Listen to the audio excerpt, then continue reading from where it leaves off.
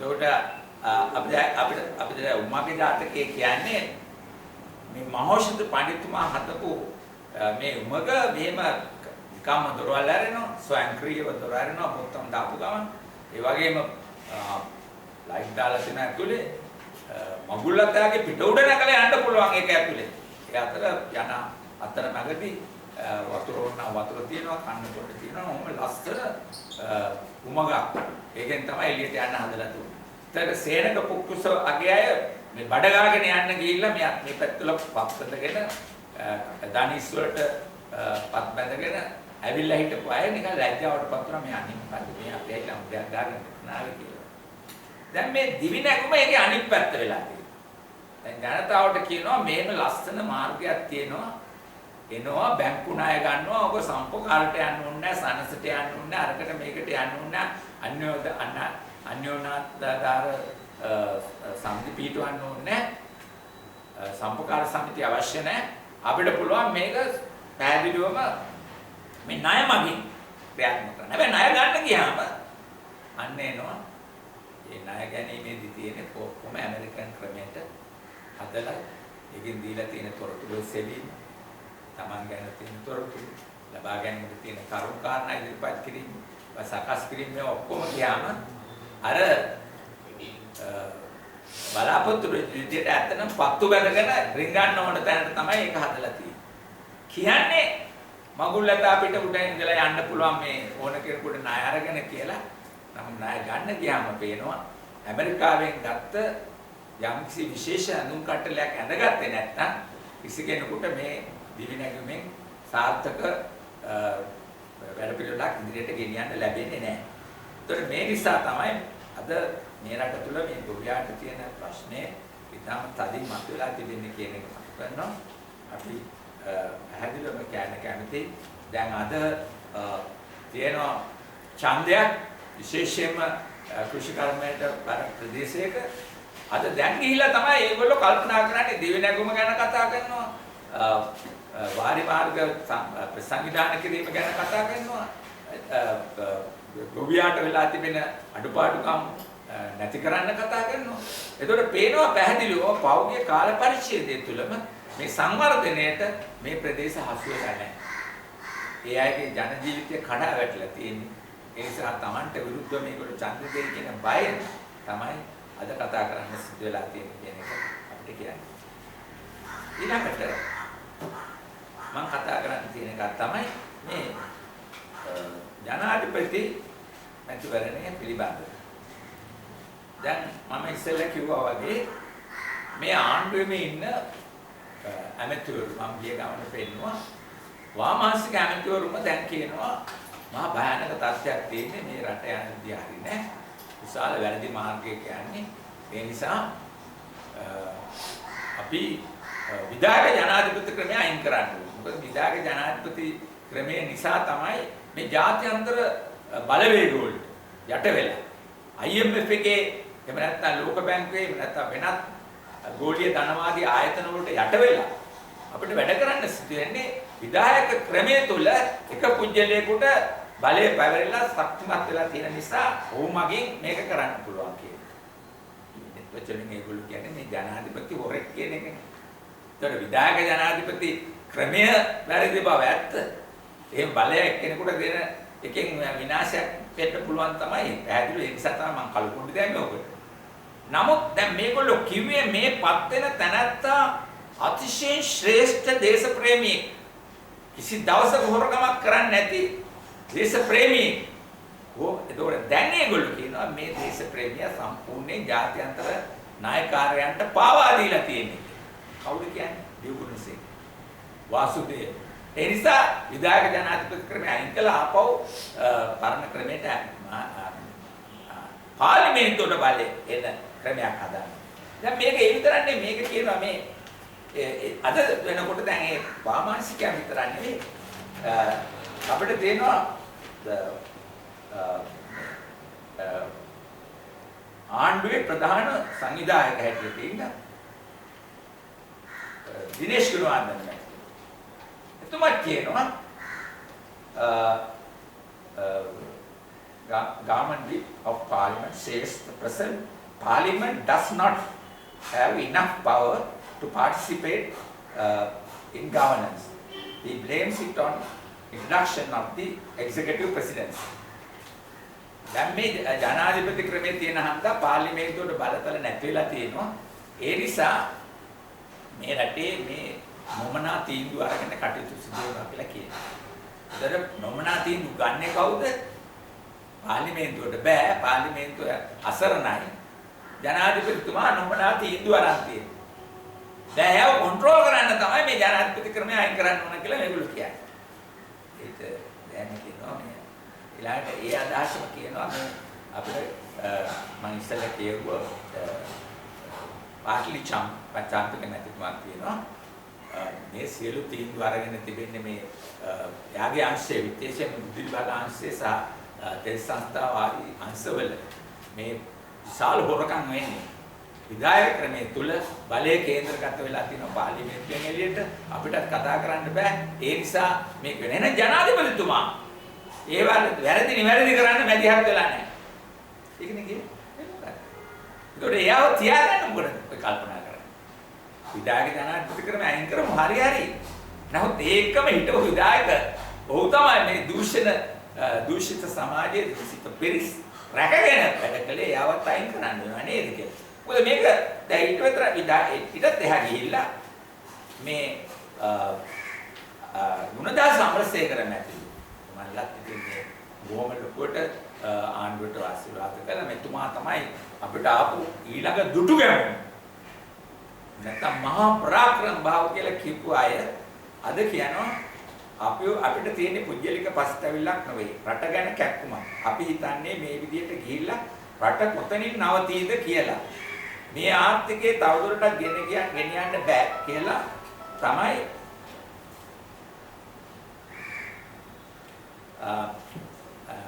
බෑ කියලා තමයි අපි කියන්නේ. විදේශ ණය අරගෙන මේ කරන සෙල්ලම හරියන්නේ නැහැ. සුළු පිරිසක් රජසැප විදිද්දී අනෙක් අයට තුන් වේල කන්නත් නැහැ. කොළඹ පුරා මහ ලොකුවට ආකේඩ් හැදෙනවා. පොළොන්නරුවේ මිනිස්සු වතුර නැතුව මැරෙන්න යනවා. සංදර්ශන දාලා වැඩක් නැහැ. රටේ හැම මිනිහෙකු ගැනම එක විදියට හිතන්න ඕන. මේ ආර්ථික ක්‍රමේ දවසින් දවස ඇති නැති පරතරය වැඩි වෙනවා. කවුද කියන්නේ? බුදුදාස අමරසේකර නැතිදු මේ රජේ තරම් හොඳ රජයක් ආවේ නැහැ. මේ රට බේරගත්ත විශාල වීරයා කියලා කියපු මේ මහින්ද රාජපක්ෂ මැතිතුමාගේ ආණ්ඩුව ගැන තමයි මේ කියන්නේ. මේක විශාල විනාශයකට ගෙනියනවා කියලා. මේ රට ගැන මම හිතන්නේ දැන් එතුමා ඉස්සර නම් දෙමළ ජනතාවට වෙච්ච දේවල් ගැන කතා කළේ නෑ. දැන් මුළු රටම ගැන හිතන තැනටපත් වෙලා තිබෙනවා. එතුමා එතකොට දැන් කියන්න හදන්නේ දැන් මේ ජනාධිපති ක්‍රම විධායක ජනාධිපති ක්‍රමය වෙනස් කරන්න ඕනේ කියලා. නමුත් ප්‍රශ්නේ තියෙන්නේ විධායක ජනාධිපති ක්‍රමය වෙනස් කිරීම පමණක්ද දැන් අවශ්‍ය? මේ විධායක ජනාධිපති ක්‍රමය තියාගෙන ඒ විධායක බලය පාවිච්චි කළා විශාල දූෂණයක් ඇති කළා ඇමතිවරුන්ට කර කියා ගන්න බැරි තත්ත්වයකටපත් කළා. ආණ්ඩුවේ ප්‍රධාන සංවිධායකයට කර කියා ගන්න තත්ත්වයකට එන්න බැරි කළා. මංකොල්ලකාරී පිරිස් සමාජයේ නඩත්තු කරපු මේ නායකයා තියාගන්න කල්පනා කරනවා. ඒකට දැන් අපිට කියනවා මේ ගලබඩ ඥානසාර ස්වාමීන් වහන්සේ මේ තුමාත් කල්පනා කරනවා දැනට මෙයාගෙන් වැඩ ගන්න අපි උත්සාහ කරනවා බැරි නම් වෙන එක්කෙනෙක් දානවා. දැන් වෙන කෙනෙක් දාලා ජනාධිපති ක්‍රමයට යන්න ඕන. ජනාධිපති ක්‍රමයට අයින් කරන්න ඕන. දැන් මේ කතාන්තර ඔක්කොම එන්නේ ජනාධිපති ක්‍රමේ එනකොට තමයි ජනාධිපති ක්‍රමය අයින් කරලා හරි මිනිහව බේර ගන්න. දැන් මුට්ටිය විදලා එළුවා බේර ගන්නවද එළුවගේ බෙල්ල කපලා මුට්ටිය බේර ගන්නවද කියන තත්ත්වයට ඇවිල්ලා තියෙනවා. ඒකට දැන් ඒගොල්ලන්ට අවශ්‍යලා තියෙනවා කට්ටියකට දැන් මහින්ද රාජපක්ෂ ෂේප් කළා දැන් විධායක ජනාධිපති ක්‍රමය අයින් කළා අපි මොනවාරි කරමු කියලා දැන්. දැන් ඒ නිසා ඒගොල්ලෝ සූදානම් වෙනවද විධායක ජනාධිපති ක්‍රමය අයින් කරන මොකක් හරි ජනමත විචාරණයක් ගෙනල්ලා මේකෙන් බේරෙන්න. ඒකද උත්සාහ කරන්නේ. දැන් මේගොල්ලන්ට ඇති වෙලා තියෙනවා මේකෝ මේ ගමනේ යන්න නම් බිහිසුණු ලෙස මර්ධනයක් කරන්න ඕන. මර්ධනකාරී මාවතේ ඉදිරියට යන්න ඕන. නැතුව ඡන්දයකට ගියොත් අපි ඡන්ද පාරදී.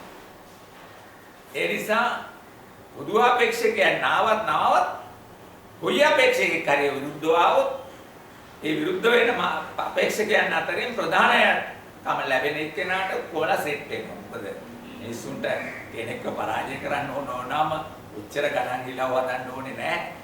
මේක ඉස්සරහින් ඉන්න කෙනාට ඔට්ටු අල්ලන.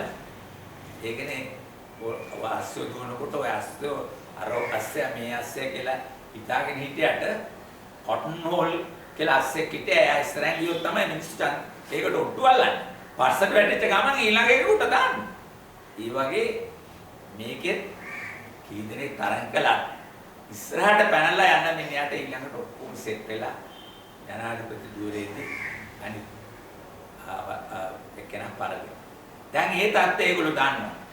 ඒ නිසා තමයි දැන් හැමෝම ජනාධිපති තරගෙට අය එන්න කතා කරනවා. අපි දන්නේ මේ කතාව මොනවද කියලා. එක්සත් ජාතික පක්ෂයෙන් රනිල් වික්‍රමසිංහ මහත්තයා එනවාද අපි දන්නේ නැහැ. නමුත් ඒගොල්ලෝ අපේක්ෂකෙක් දානවා කියන. අපේක්ෂකෙක් එක්සත් ජාතික පක්ෂයෙන් දානවා නම් පොදු අපේක්ෂකෙක් කියලා තව කෙනෙක් වැටෙන්න විදියක් නැහැ. එහෙමනම් වැටෙන්න ඕන ආණ්ඩුව පැත්තේ පොදු අපේක්ෂකෙක් කියන. අපි දන්නේ නැහැ එහෙම එක සිද්ධ වෙන්නේ නැහැ. කොහොමද මේ පොදු අපේක්ෂකයෝද නැද්ද කියන එක නෙවෙයි. මේ ප්‍රශ්නේ රටේ තියෙන දැන් දරුණු විදිහට අගතියට මේ රටපත් වෙලා තිබෙනවා. ආර්ථික වශයෙන් සමාජීය වශයෙන් හැම පැත්තෙම විනාශ මුඛයකට ගිහිල්ලා තියෙන තත්ත්වයක් රටේ ඇති වෙලා තියෙනවා. ඒකෙන් ගැලවීම සඳහා අපිට විප්ලවකාරී වෙනසක් අවශ්‍ය බව පමණක් අපිට කියන්න පුළුවන්. වෙන විදියකින් මේකෙන් ගැලවෙන්න පුළුවන් කමක් නැහැ. මම ආරාධනා කරනවා කීයට අවකාශ ගන්නව කතා කරන්න මම නැහැද සාව.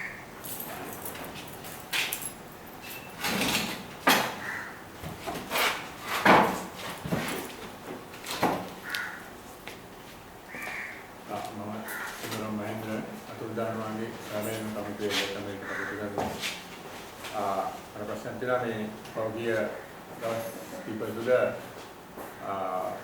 විදේශ කමිටුතුමා ජීඑල් දේශපාලනතුමා කියලා දෙනවා පෞද්ගලික 4 වෙනිදා මේ උතුරේ අතුරුදාන වෙච්ච අම්මලා සමග ගෙනල්ලා මේ CSR එකේ කරපු ඒ සාකච්ඡාව ඇත්තටම විදේශික තානාපති කාර්යාලයෙන් ආපු නිලධාරීන් විසින් ඒගොල්ලන්ගේ අනුදානම අතුව ඒගොල්ලන්ත් එක්කම ඉඳගෙන ඒගොල්ලන් මැදිහත් වෙලා තමයි මේ ජාත්‍යන්තර මානව කොමිසමට ඒගොල්ලන් සජීවව සාක්ෂි දුන්න බවට තමයි එතුමා පෞද්ගලික දවස් දෙක තුනකට කලින් පානදුරේ රැස්වීමකදී එතුමා කියලා දිනවා චෝදනා කරලා දිනවා එතුමා ඒ තානාපති කාර්යාලයේ ආපු ඒ නියුතන් සම්බන්ධව අපිට තියෙන ගැටලුව තමයි අපි 4 වෙනිදා ඒ අම්මලා ඒ ප්‍රමාණක් නෙවෙයි එතුමා කියලා දිනවා ඒ ආපු අම්මලා මොනවටද ආවේ ඒගොල්ලන්ට දන්නේ මොන කටයුතු සම්බන්ධවද අපි කොළඹට යන්නේ කියන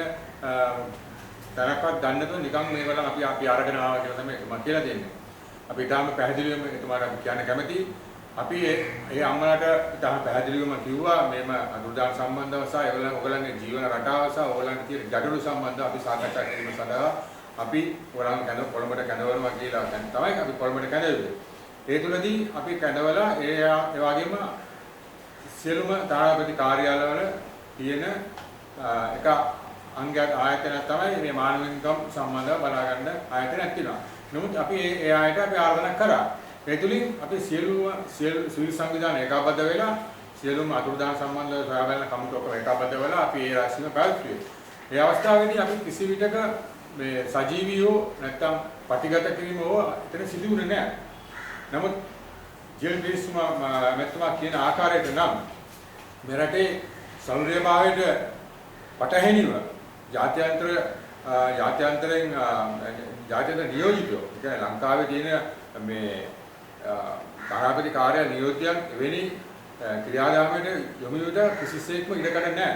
එමන වහම විදේශ ඇමතිතුමාගේ බලයට නිලධාරීන් මේ ස්ථානට යවලා ඒ ස්ථානයේදී පරීක්ෂාවට ලක් කළා වහම ඒ නිලධාරීන්ට විරුද්ධව ඒ කියන්නේ මේ තානාපති කාර්යාලයේ ආපු නියෝජිතවන්ට විරුද්ධව වහම කටයුතු කරලා එයා වහම රටින් පිටවල් කරන්න තිබුණේ. පිටවල් කරන්න නීති රාමුවක් තියෙනවා. ජනාධිපතිවරයාට මේ සම්බන්ධව කරුණු දක්වලා ඒ සම්බන්ධ දැනුම් දීලා වහම එයා මේ ඒ රටේ ඒ තානාපති කාර්යාලයේ වුණ නියෝජිතව වහම පිටවල් කරන්න තිබුණා.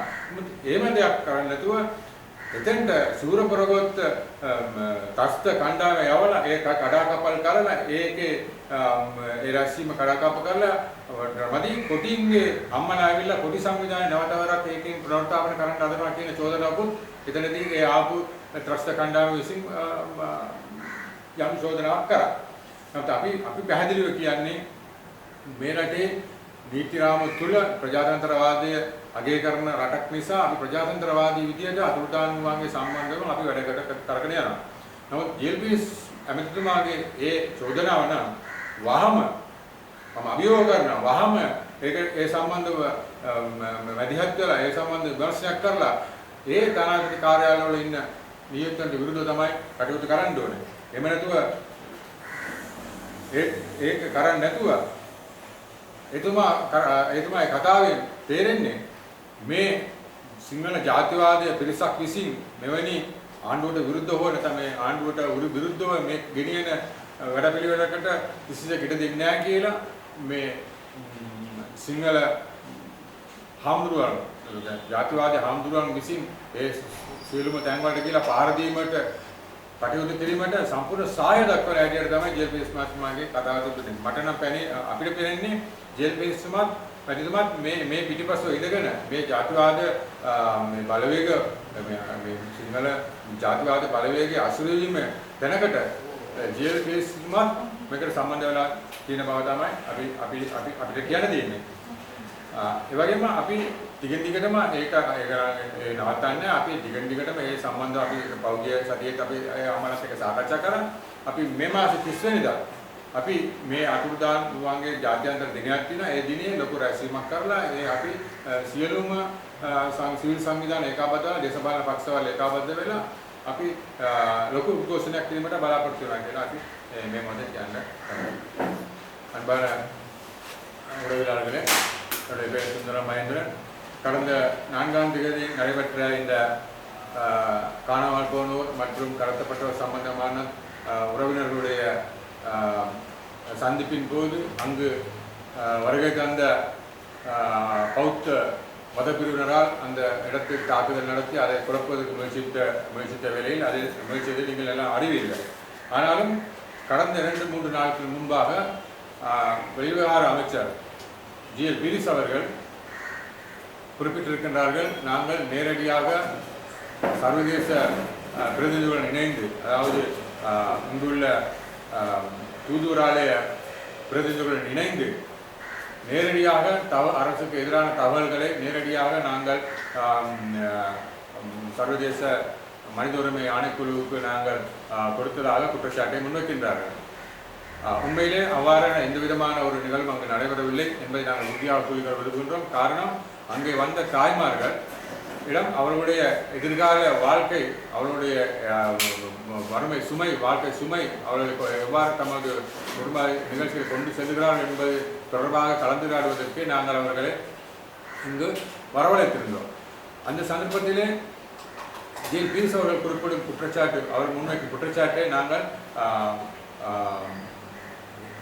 உண்மையிலே நாங்கள் மறுக்கின்றோம். காரணம், அவர் அவ்வாறான குற்றச்சாட்டு முன்வைப்பாளர்களாக இருந்தார் முதலிலே அவருடைய செயல்பாடாக இருந்திருக்க வேண்டும்.